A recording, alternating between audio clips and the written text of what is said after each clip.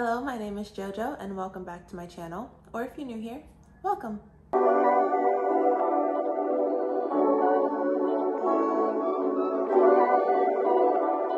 Application due dates are coming up fast, and if you haven't already, you probably want to start planning who you're going to get your recommendation letters from. Whether you're applying to master's programs or PhD programs or any other program really, it's really important to start thinking about recommendation letters early on in the process because you want to make sure that you get the best recommendation letters possible. You want recommendation letters that are going to make programs feel like not accepting you or not giving you an interview is not an option. So today I'm going to talk about the 3 things I think you should do to make sure you get a glowing recommendation letter.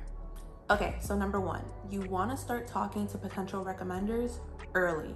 You never want to wait till last minute to ask for a recommendation letter from anyone. And in academia, last minute would probably be considered anything less than a month before applications are due. And that's still kind of cutting it close. So if you haven't already, you want to start talking to potential recommenders now. Start scheduling meetings now with people who you think you might want recommendation letters from so that you can, 1, just ask them if they have the time and bandwidth to give you a recommendation letter, and 2, so that they can have a chance to get to know you better. The influx of recommendation letter requests around this time of year, every year, can be really stressful for professors and advisors and mentors. Asking them early on will give them enough of a heads up that they can begin to prioritize writing your letter over, let's say, people who wait until like the last few weeks before deadlines to ask for letters. On top of that, if they aren't already familiar with you and your work, which at this point they should be to some extent, then talking to them now will give them the opportunity to get to know you better so that they can feel confident in speaking to your best qualities and writing you the best possible letter. You never want to ask a complete stranger or someone you've barely worked with or even spoken to for a recommendation letter. Odds are, if they have your best interests in mind, then they're gonna say no because they know within themselves that they can't write a quality letter for you. But if they happen to say yes, then chances are that letter is going to be very generic and boring because they know almost nothing about you. So yes, start talking to potential recommenders early, like now, right now.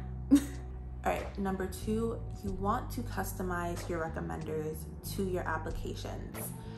What I mean by this is, if possible, you want to have several recommenders who you can ask for recommendation letters from. Most program applications require 2 or 3 recommendation letters, but if you can, you want to have 4 or 5 or maybe even 6 potential recommenders lined up. The goal here is to have people who can speak to different but complementary perspectives of who you are. Chances are that the different people you interact with on a regular basis know you in different capacities. So you might have a lab advisor who knows you on a very strictly professional level and would be able to speak to your work ethic, but you might have a mentor who knows you on a much more personal level and would be able to speak to your goals and your aspirations and your determination and all of that good stuff.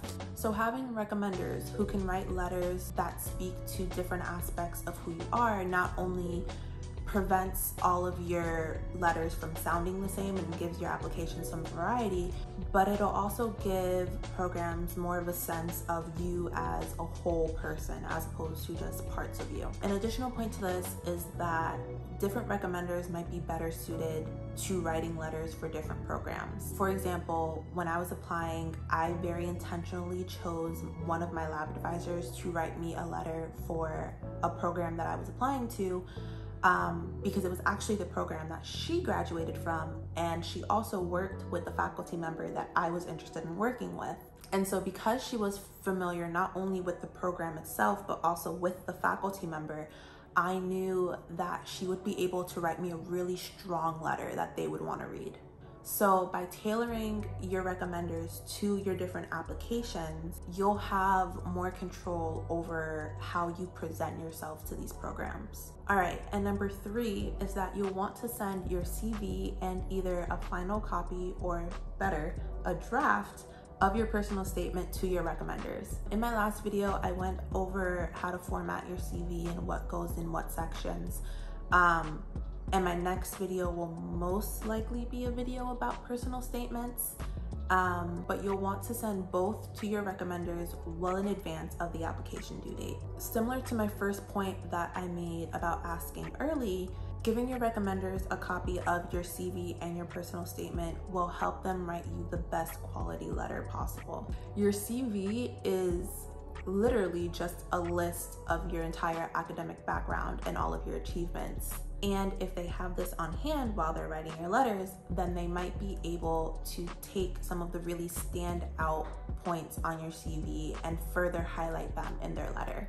When it comes to your personal statement, it's essentially you pitching yourself to these programs. And so if your recommenders have a draft of your personal statement while they're writing your letter, then it'll help them speak to the characteristics that you personally identify in your statement, and it'll help them emphasize how much of an asset you'll be to that program that you're applying for.